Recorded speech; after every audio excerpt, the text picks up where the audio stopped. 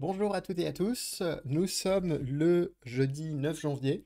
Je vous montre la caméra, vous ne verrez pas, mais bon voilà, je le fais quand même. D'ailleurs, première vidéo sur cette chaîne avec une caméra, avec un nouveau micro. Est-ce qu'ils sont bien réglés? Est-ce que c'est bien machin? Non, voilà, vous avez la réponse. Et aujourd'hui, je viens vous parler, comme vous le voyez au titre de la vidéo, de la piscine de l'école 42 à laquelle je vais participer, qui va commencer la semaine prochaine, lundi à 10 h. Donc aujourd'hui, j'ai été récupérer cette petite carte. Je ne sais pas si je peux la montrer ou pas, mais c'est pas grave, c'est trop tard, c'est fait.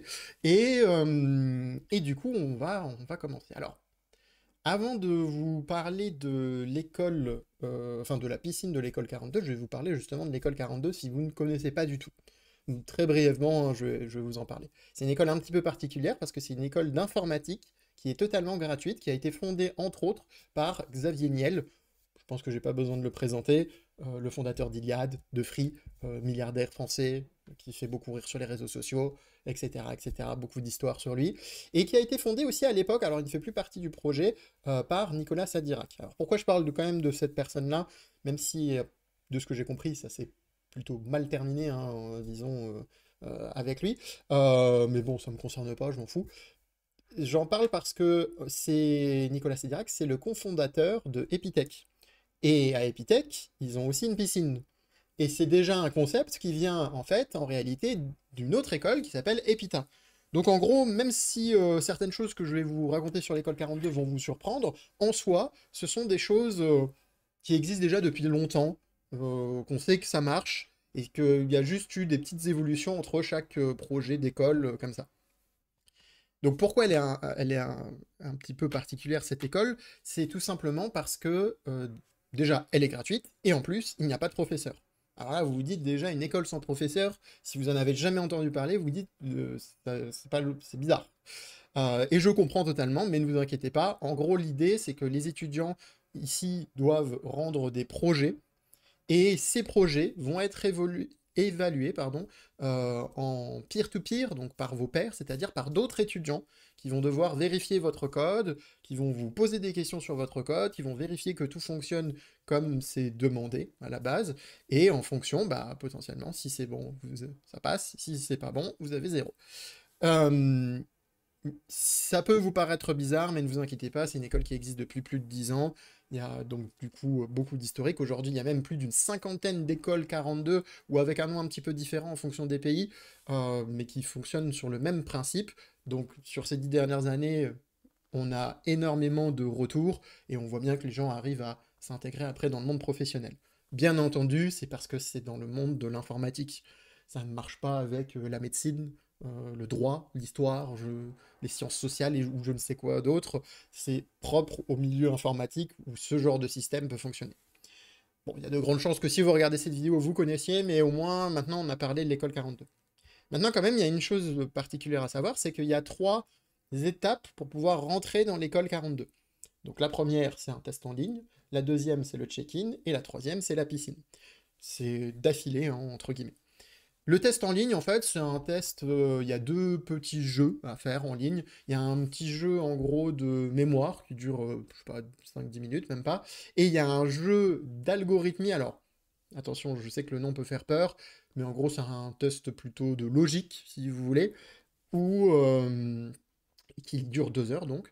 Et là, il faut réfléchir un petit peu plus et il faut faire, en fait, passer un petit vaisseau spatial dans des cases en lui donnant des instructions. Donc c'est pour ça que je parle d'algorithmie, mais en gros, c'est de la logique. Ça devient de plus en plus difficile, hein, c'est quand même assez difficile. Moi, je crois que je suis allé au niveau 13 ou 14, je sais pas si c'est beaucoup, pas beaucoup, je ne saurais pas vous dire. Pour les deux jeux d'ailleurs, hein, je crois que j'ai été à peu près 13-14 pour les deux. Mais en tout cas, apparemment, c'est passé puisque j'ai eu un email après me disant vous pouvez vous inscrire au check-in. Le check-in, donc, c'est la deuxième étape.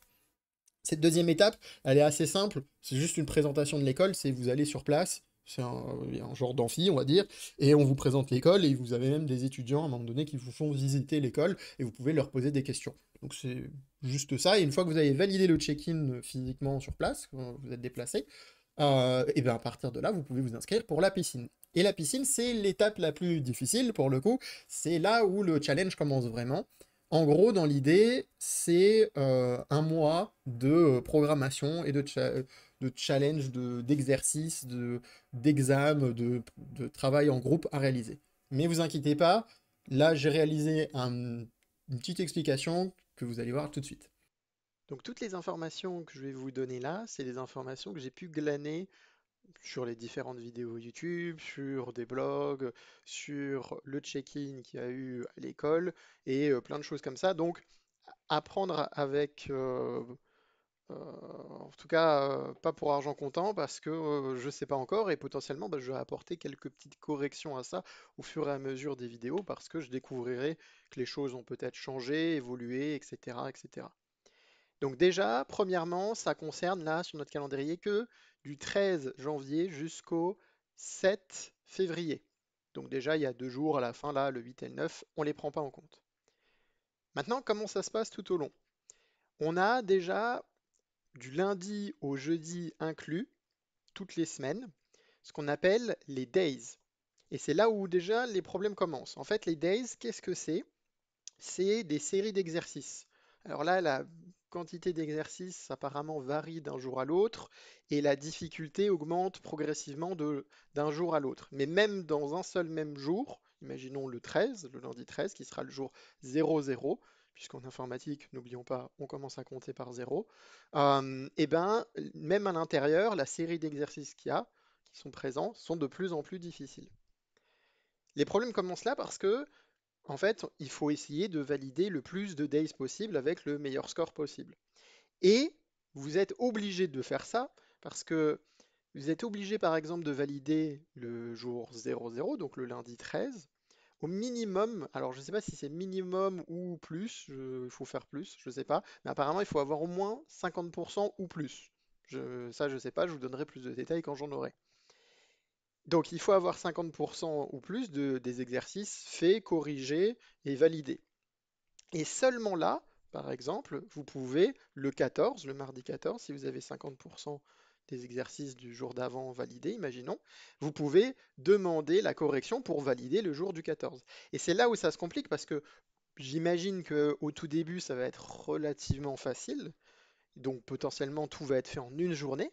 Mais imaginez au fur et à mesure du temps que bah, potentiellement, imaginons déjà même le mardi 14, on se trouve même le lundi 13, bah, il ne faut peut-être pas un jour pour tout faire. À la fin de la journée du lundi, j'ai peut-être pas tout fait. Ça se trouve, il me faudra encore le mardi et toute la journée. Et voire peut-être même le mercredi, j'exagère peut-être, mais j'en sais rien, hein. D'après les vidéos que j'ai vues, il y en a, ils mettent parfois un petit peu de temps parce que ça peut être plus ou moins difficile. Et du coup, ça veut dire que bah, vous, le temps passe, on est déjà mercredi, mais vous n'avez même pas validé par exemple le lundi. Imaginons vous validez le lundi alors qu'on est déjà le jeudi, eh ben, ça veut dire qu'après vous avez quand même un retard qui commence à s'accumuler. Donc il faut quand même être assez rapide. Mais en même temps, il ne faut pas simplement s'amuser, à mon avis, à valider avec simplement 50% ou un petit peu plus de 50% pour passer le jour. Il faut forcément essayer d'avoir le meilleur score possible à chaque fois bah, pour avoir plus de chances d'être pris à la fin, quoi. Donc ça commence à devenir un petit peu compliqué. L'autre facteur un peu compliqué ici, c'est que de ce que j'ai compris, on commence avec un certain nombre de points de correction. Parce que pour avoir une correction, il faut dépenser des points. Et à la base, quand on commence la piscine, on a entre 3 et 5 points. Ça dépend des vidéos et des blogs que j'ai pu lire. Et pendant le check-in, on n'a pas trop parlé exactement de la quantité qu'on avait au début. Mais on a un certain nombre de points. Ces points, ils servent à nous faire corriger par plusieurs personnes, deux personnes. Donc deux autres membres de la piscine. C'est pas des étudiants de l'école, c'est pas des membres du staff ou je ne sais quoi, c'est deux autres personnes de la piscine. Là, ils vont vérifier votre programme, ils vont regarder tous les exercices que vous avez fait, etc. Et bah, ils vont voir peut-être des erreurs, et à ce moment-là, bah, ils vont peut-être pas valider certaines choses, et potentiellement, bah, ils vont voir qu'il n'y a pas d'erreur et tout se passe bien, et ça, c'est fait. Pour faire cette validation auprès des deux personnes, il faut dépenser des points. Ensuite, il y a un troisième système de vérification. Là, je ne sais pas encore aussi, ça n'a jamais été trop clair dans les vidéos et autres. J'essaierai d'apporter des précisions, moi, dans les miennes, sur s'il faut aussi dépenser un point pour ça. Mais il faut le faire passer par une machine qu'ils appellent la moulinette, je crois. Euh, Là aussi, potentiellement, je corrigerai.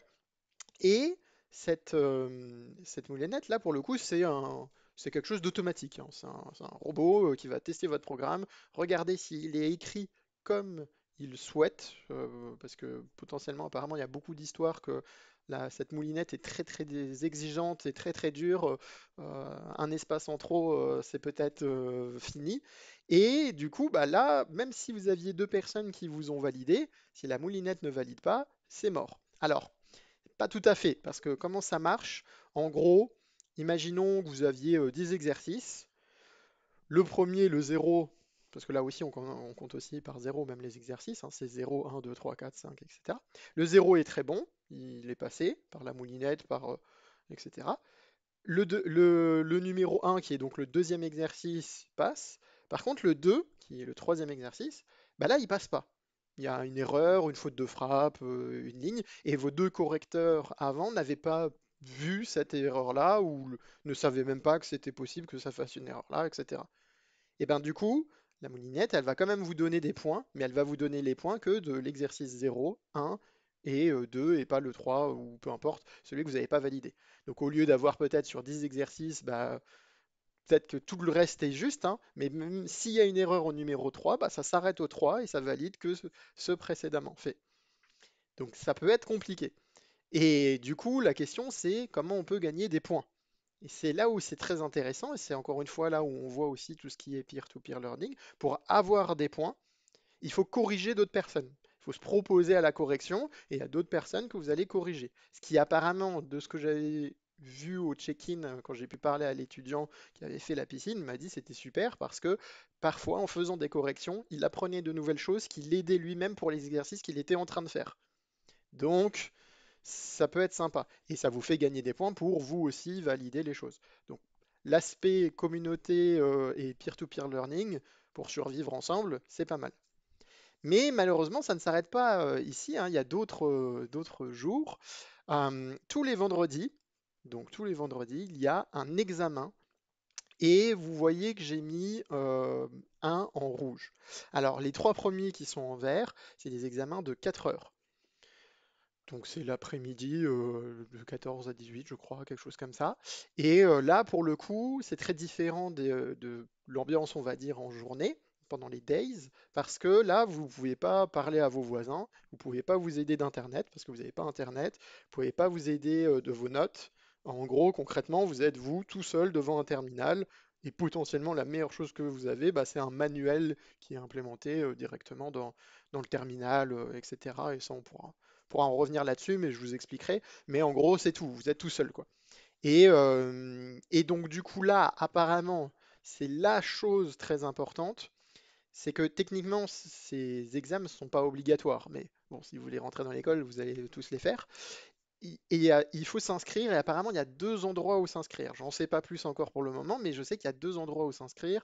Il y a un projet et quelque chose d'autre dans le calendrier, je ne sais pas quoi. Et toutes les vidéos que j'ai pu voir et tous les blogs que j'ai pu lire et tous les retours que j'ai pu avoir, ils insistent énormément sur le fait qu'il faut bien s'inscrire aux deux et qu'il faut faire très attention à bien s'inscrire aux deux. Parce que si vous le faites qu'à un seul, bah en gros, au bout de 10 minutes, on vous dit ciao, parce que vous n'arriverez même pas à vous connecter pour faire l'examen. Donc là, il faut faire très très très très attention. Le dernier examen, lui, par contre, il dure pas 4 heures, mais 8 heures, c'est le dernier jour, donc de 10 heures à 18 heures. Et là aussi, encore une fois, toujours tout seul, etc.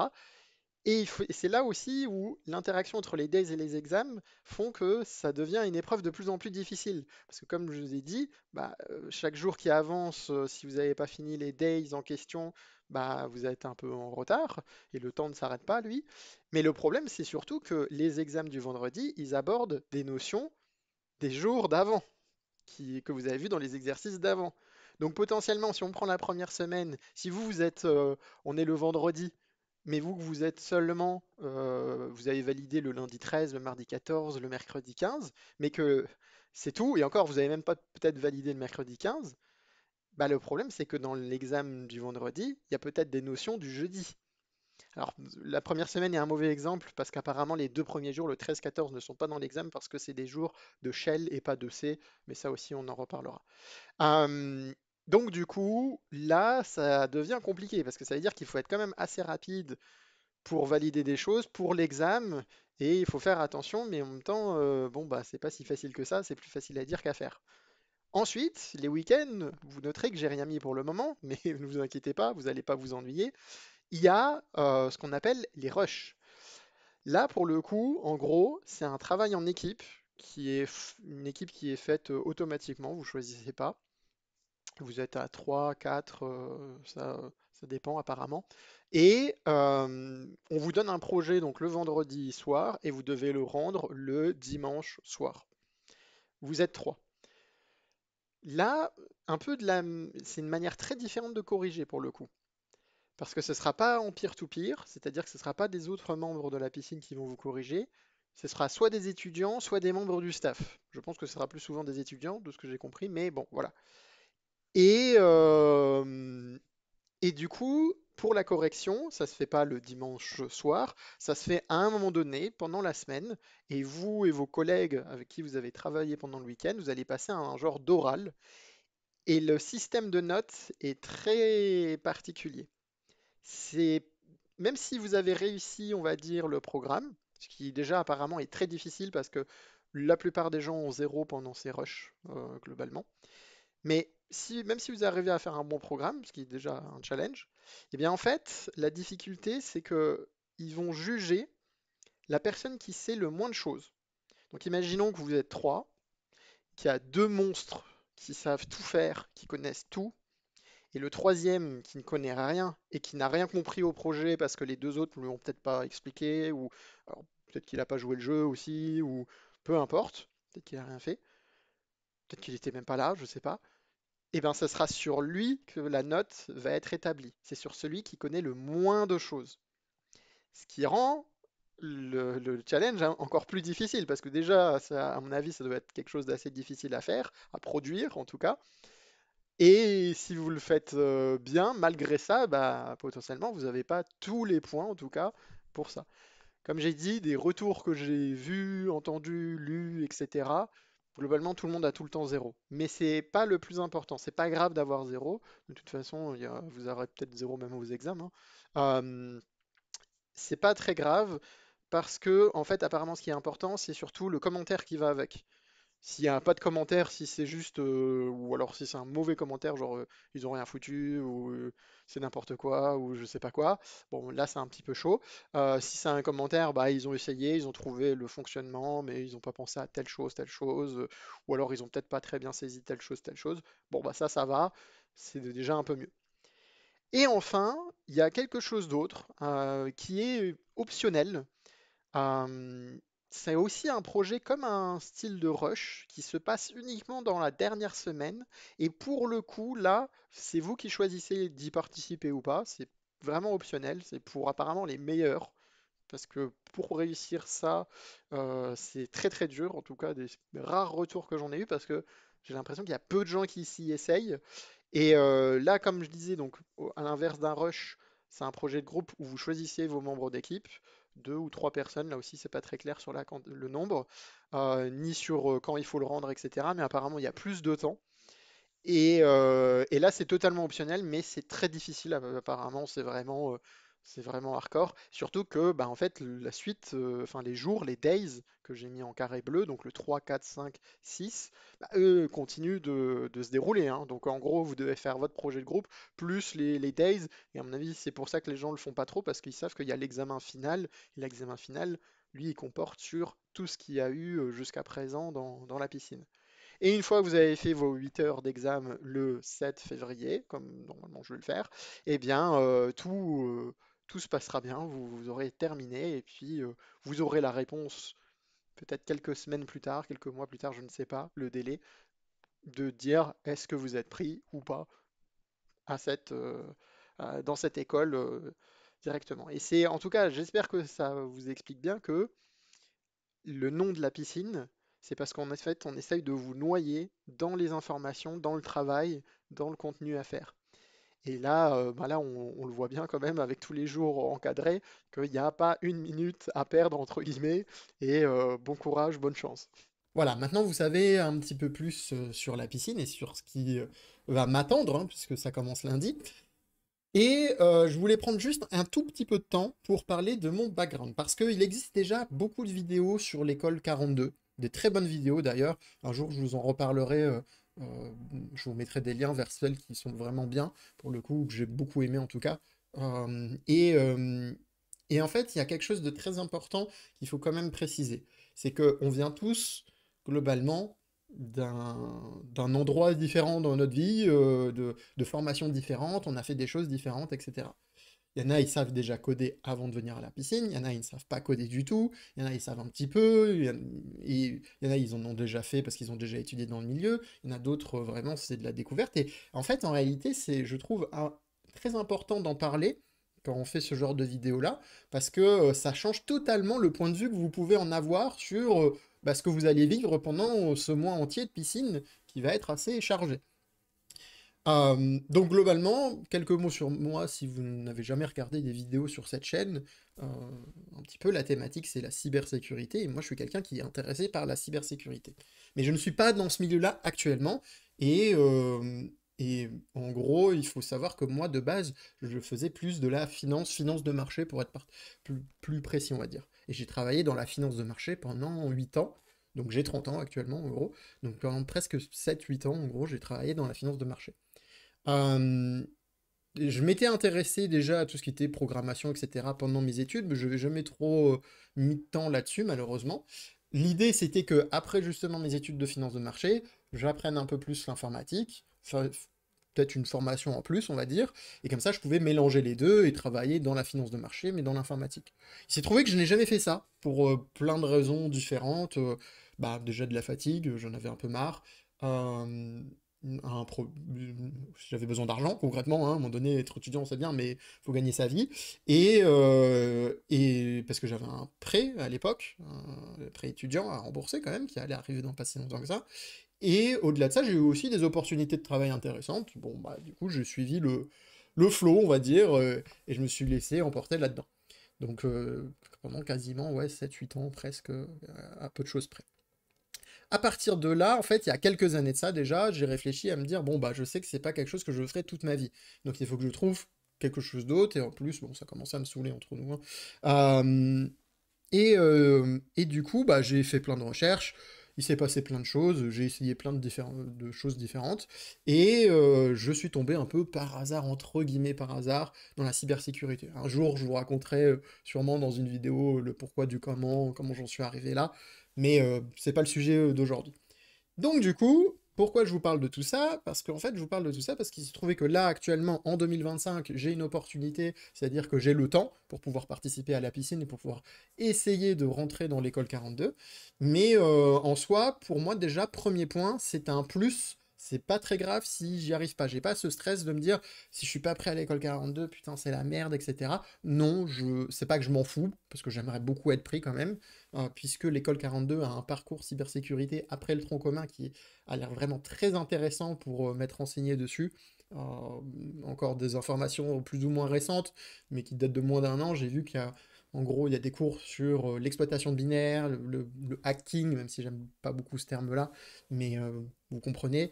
Tout ce qui est développement de malware aussi, donc ça c'est super intéressant et c'est des thèmes qu'on a déjà abordés sur cette chaîne, donc si ça vous intéresse, il y a deux-trois vidéos là-dessus, vous pouvez voir, vous pouvez aller voir la vidéo sur l'Hydra et la vidéo sur l'analyse de malware, tout simplement, qui est super intéressante. Pas besoin d'avoir de connaissances au préalable, donc n'hésitez pas à aller les voir après, si ça vous intéresse.